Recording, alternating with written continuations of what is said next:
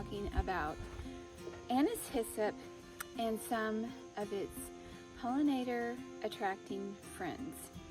So we're out here in our herb garden right next to the Anise Hyssop, and I will have to tell you that this plant has been the most attractant to bees and other pollinators of all the plants that we have. And we have a lot of herbs. I have a lot of herbs and flowers in our garden, and the bees and the butterflies and the hummingbirds love to visit many different varieties. And I'm going to be talking about some of the other herbs too, but by far the Anise Hyssop has outshone all of them for attracting bees. At any given time when I come out here, this plant is covered with bees. Right now they're little bumblebee type bees, and I'm going to see if I can pluck one off without getting stung. Oh, they're wanting to fly away. So the Anise Hyssop is a member of the Agastache family. If you can also see, it has a square stem, and it is a member of the mint family. And do you see how the bee just came on there? He loves it. They will find it. We have had Anise Hyssop growing in our herb garden ever since we have had an herb garden, and that has been at least for the last 15 years.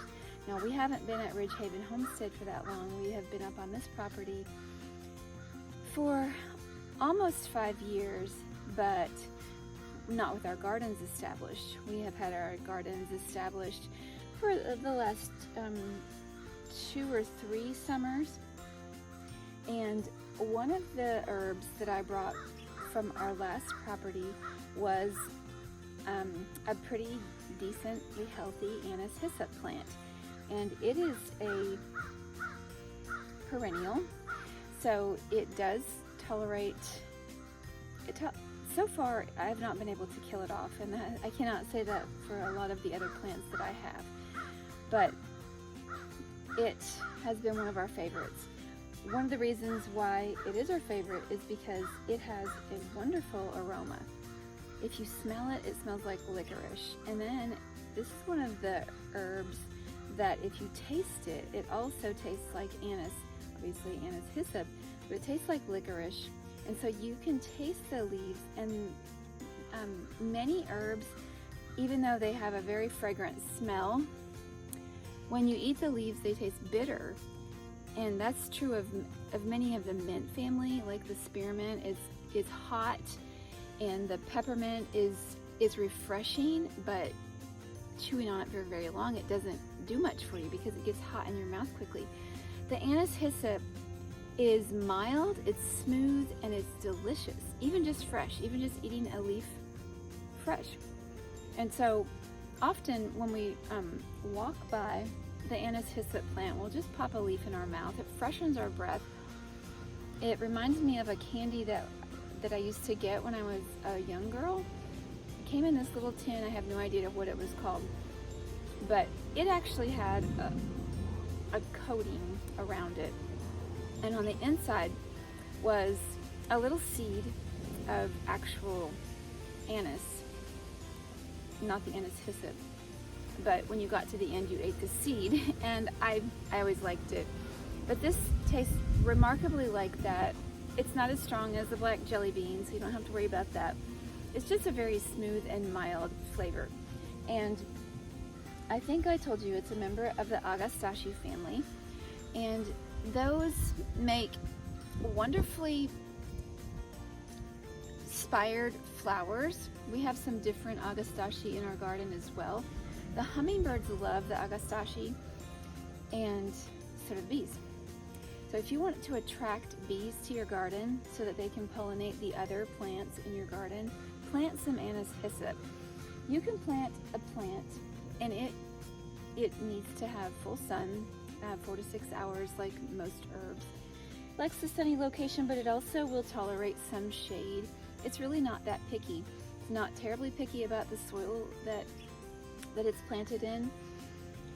We've grown it in just very ordinary soil and it's done quite well. Most of the mint family are really easy to grow. You can hardly kill a mint. But the thing about the Anise Hyssop and the Agastache family is that they are not like peppermint, spearmint, and all those other ones that are very invasive. They just make a nice bushy plant and they keep growing every year. They die back and then they grow.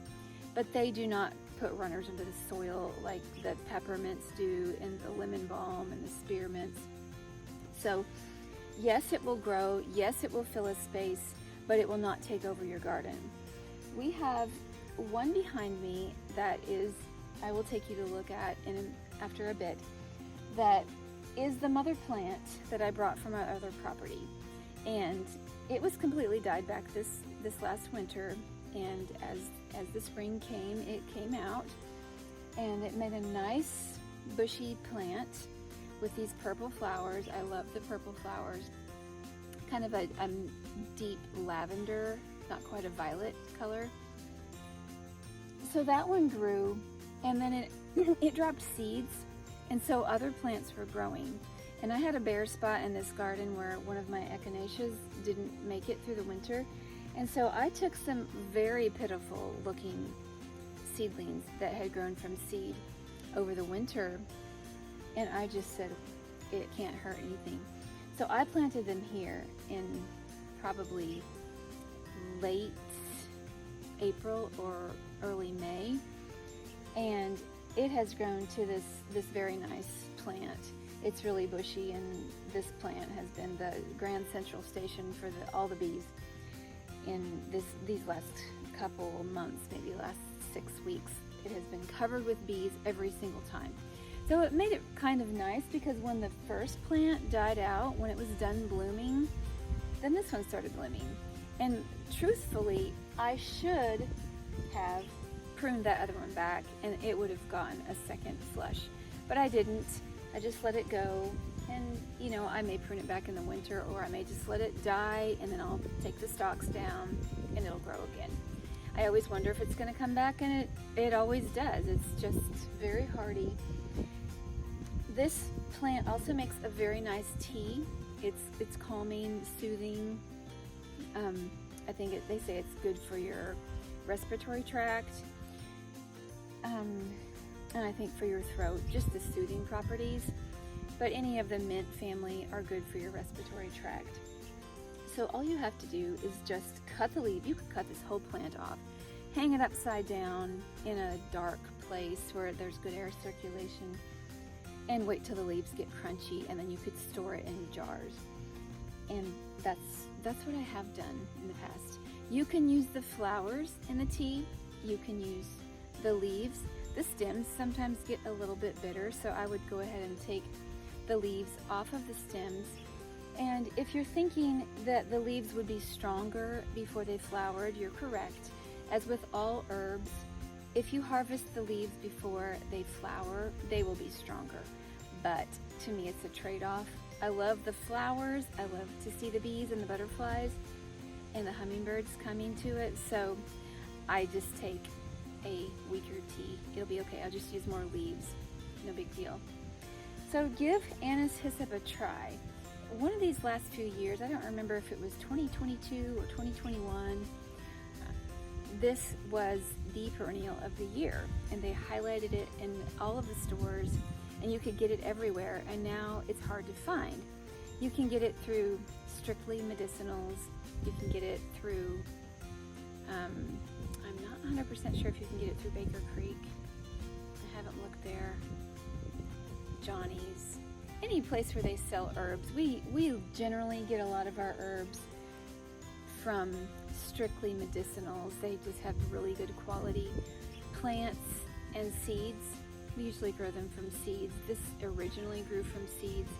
Like I said, many years ago, my husband Greg was way ahead of me in his zeal and vision for the property. He had a vision for edible landscaping. And at the time, I had little kids and babies in diapers, and I was just trying to survive day by day.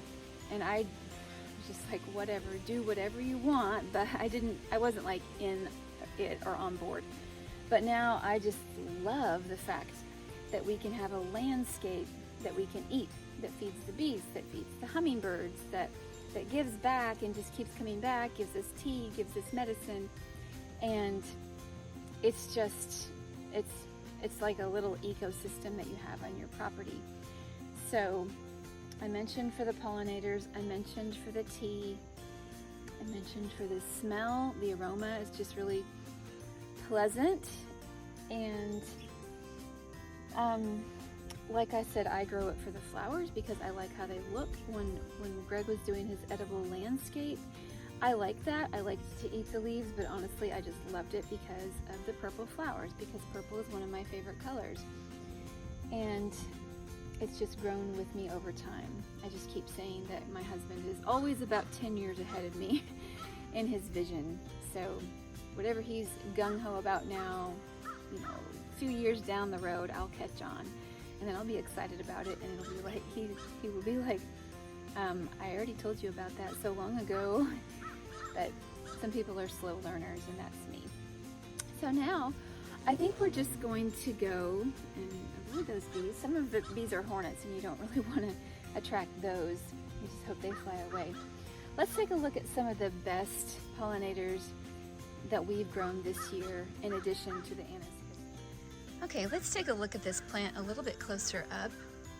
This is the Anise Hyssop. These are the flowers. The leaves are very mint-like, you know, just like any of the mints. And the leaves are fuzzy. These leaves are getting a little bit older. They're not as bright as they were even a week ago. And those little flowers that stick out the sides were darker last week, but that's okay. And there's the spent one that's behind the it's beside the black-eyed Susans. Let's just walk up here and see some of our other herbs. Now these are the nasturtiums, and they always go crazy. All we have to do is plant them one time, and then this is what we get ever after. They self-seed. They have delicious leaves if you like hot and spicy. I personally do not like hot and spicy. It tastes like watercress to me, and I'm not a fan of that. But they are edible.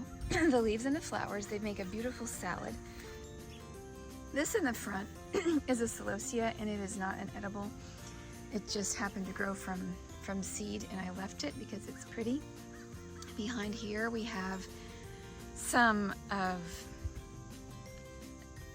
the bee balm, Monarda. I had 3 varieties, and now I just have 2. And you can see it's late in the season for the bee balm, and so they are kind of petering out. Here's one that has a little bit, but they're better earlier in summer, and wow, the bees love them too. So I would say my top 3 pollinator attracting flowers are the bee balm, or Monarda, and they get really tall and really red and pretty. And earlier in the summer, the bees were just buzzing all around this, but they've moved on to the Anise Hyssop. Here's some lavender. This is a French lavender, or yeah, let's see. No, this is not a French lavender. This is I forgot what this one is called. It has those little whirligig things that make it kind of cute. It's a regular lavender, but it has those little extra twirly things on them. And behind it, over here, we do have a French lavender beside the bee balm, and it's done flowering. It flowered in June. It's done. Here we have some of our chives. These are garlic chives, and they are just about to flower, as you can see. They are about to burst open. In fact, some of them are kind of looking cute, and they're making a little bitty flower sticking up, but these will have those round seed heads and make tons of seeds with each one. Each one will have hundreds of seeds.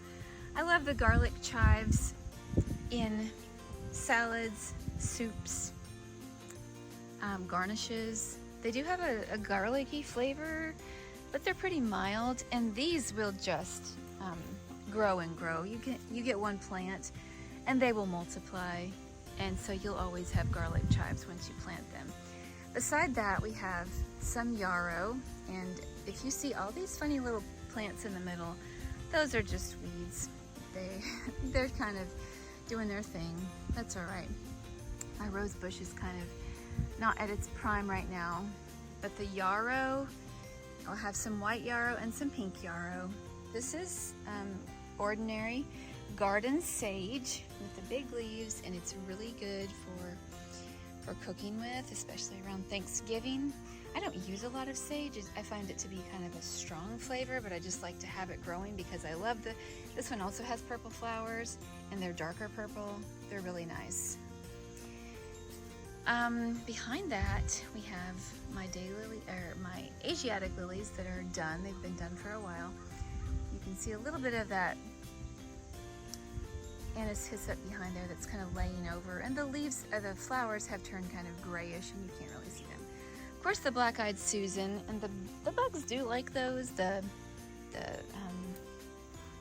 bees and butterflies more or less. In the little crevices of the rocks, I do have different varieties of thyme, and this one is not taken off. It's a really tiny variety that I planted there this spring, but I have lots of thyme all around.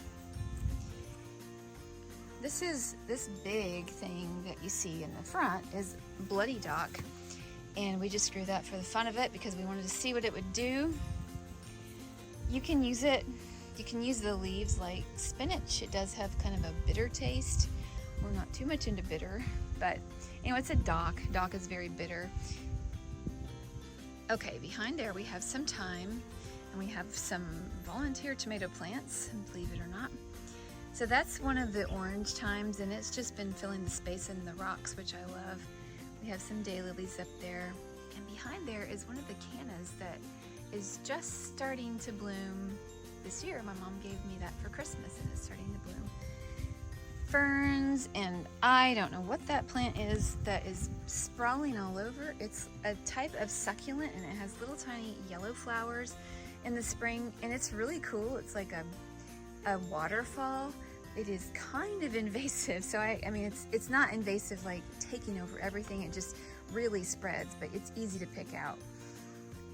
Anyway, that's not an edible, it's just a decorative that I wanted to fill in the rocks. And you see there's a variegated thyme on the rocks there, and more thyme up above. I just have lots of thyme. Lots of thyme, so how come I'm not ever on thyme? I don't know, that's a mystery. In the left-hand corner we have some Dusty Miller, and that's not an edible. But then we have Echinacea, and you see the spent ones on the left, and then it's making some new shoots in the center, and it's going to bloom again. And this is a dark pink regular Echinacea. These that are spent, I chose not to pull off because I want them to go to seed. I want them to seed some more. Just kind of, that's how we get more plants. Marigolds, geraniums, and right beside the Echinacea we have a basil plant. Basil is one of my favorites because I love making pesto, and I need to do that still this year. Haven't done it yet. White Echinacea, I found that the butterflies really love this, and it's funny how the camera is making it look a little bit pink, but it is a swan white Echinacea. Here is another variety of not coneflower, Agastache. This is just a different one, and I think it's called, I know it's leaving me, Navajo Sunset or something.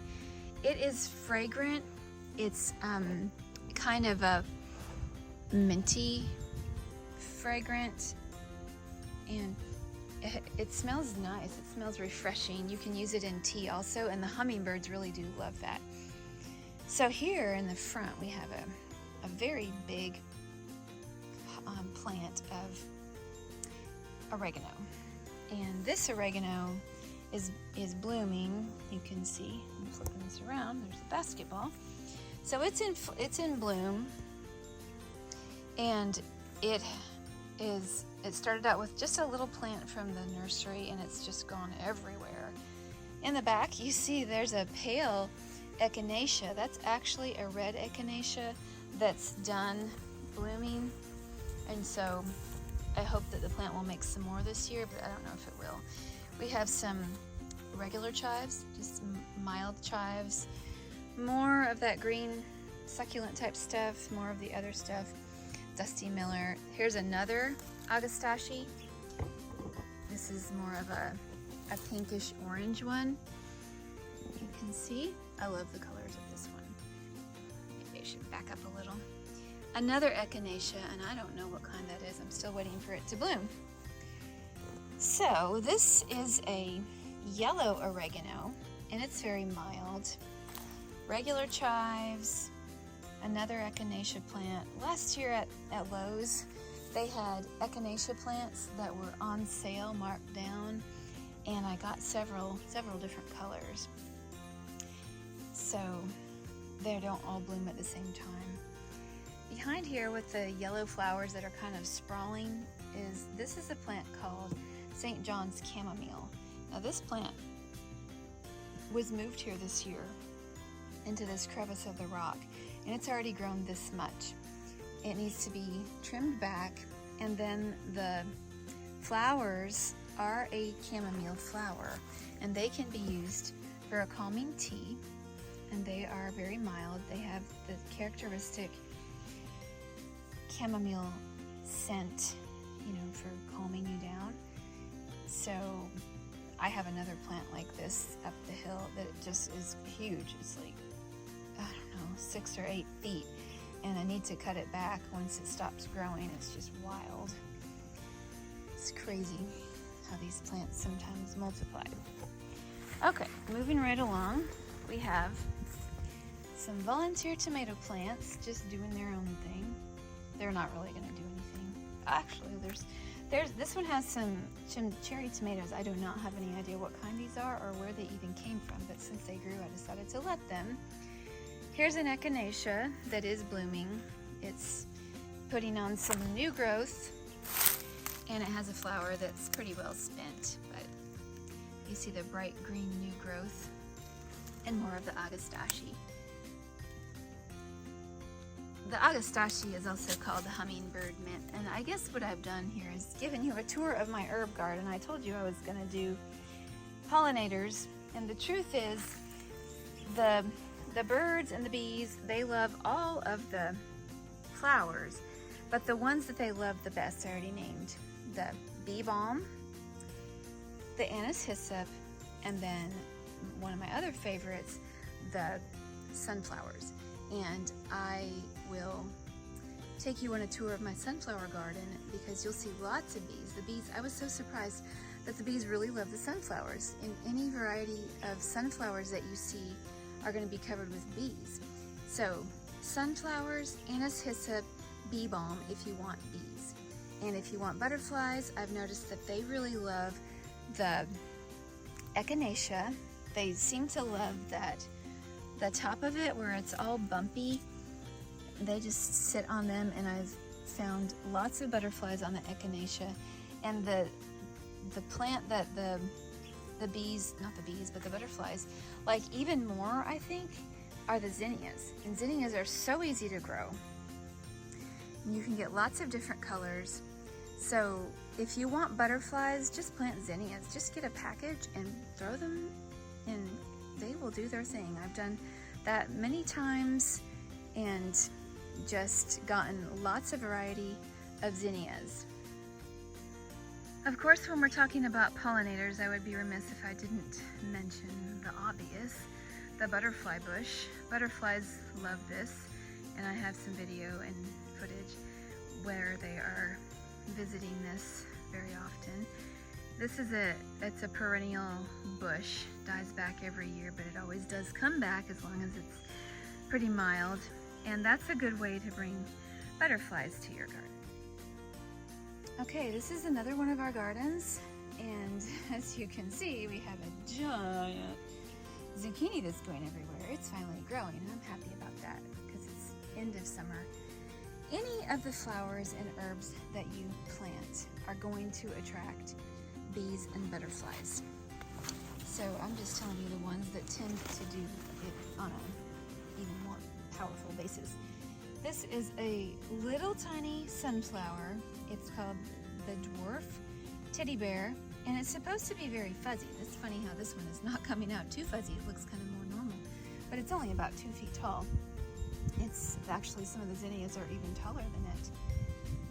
And I have seen butterflies on these zinnias so many times.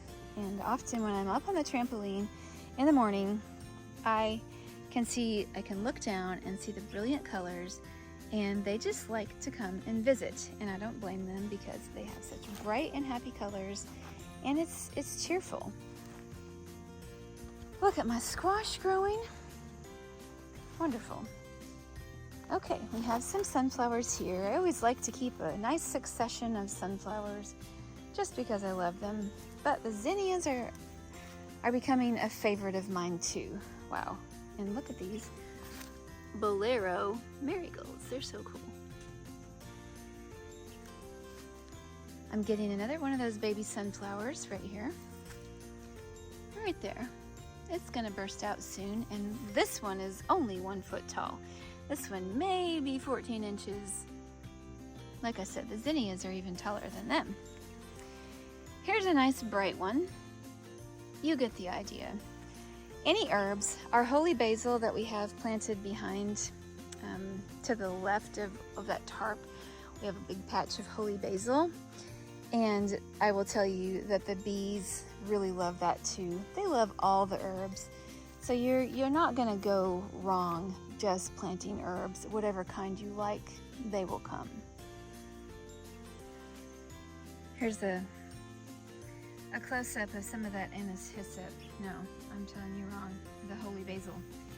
We planted several varieties in here, maybe at least 1 year ago, 2 years ago actually, I believe. And every year it has self-seeded and just come right back with making a holy basil jungle. And so I don't know if you know about holy basil. I'll probably talk about that in another video. It's also called tulsi, and over in India they make lots of tea with the holy basil. It's not a caffeine tea, but it's an adaptogen. It's spicy, but it's also kind of refreshing. And they say that it's very good at reducing cortisol, lowering your stress, and just overall giving you a boost in your body. So I'm so happy that we have it, and now we have to get out here and harvest it. Here's a peek into our sunflower patch, and as you can see, the bees almost always are buzzing around the sunflowers and working their pollination job. They just love every kind, shape, color, size. They seem to not be too particular. They just love it.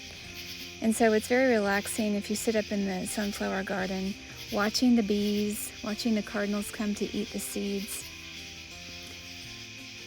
I hope that you've enjoyed this glimpse into the pollinators of Ridgehaven Homestead, that you've gotten some ideas for simple ways that you can plant plants that will bring bees and butterflies to your garden. Thank you for watching.